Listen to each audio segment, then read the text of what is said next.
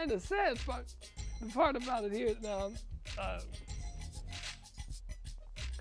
like I said, I'm not on anybody's side, but when I flip the coin and look at it from both directions, you know, I'm neither communist nor capitalist either. I'm down the middle of the road in all this situation. I'm we the people. These groups are exclusionary of their people. You have elite, you have a crest up here, the ones that think they're the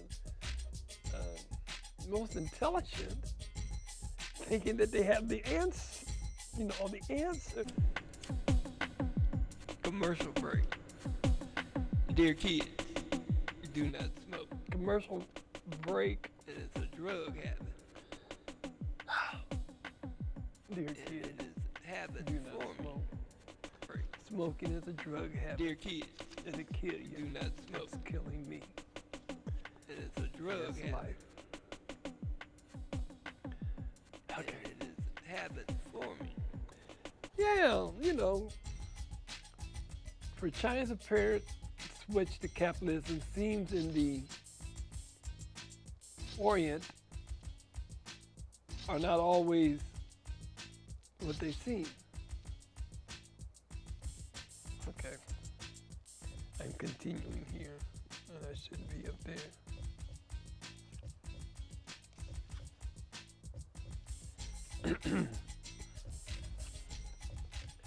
I'm going to read the one before that, so you've heard this before. But it says, it is true that China has now massively embraced a warped version of free enterprise in the process. It has so flooded the third world with cheap goods that local manufacturers have been forced out of business.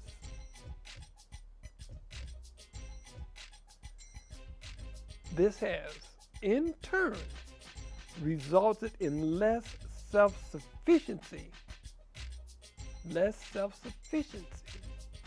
for developing nations and developed nations, and more Chinese influence over their political affairs. In many places, vast arrays of cottage industries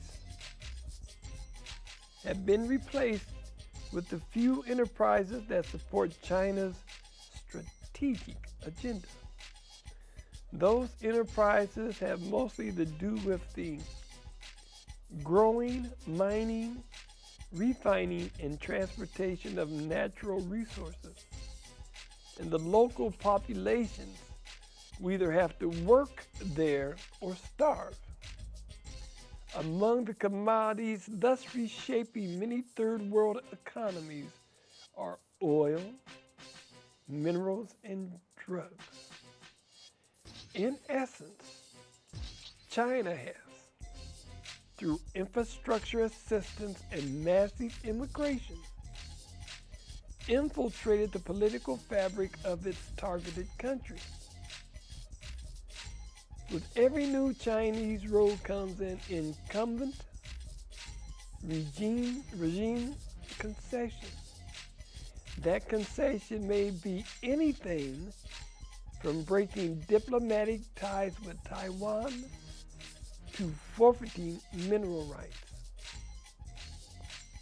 Once the PRC, People's Republic of China, has established a strong enough base power in each of those countries, it will craftily introduce its version of democracy.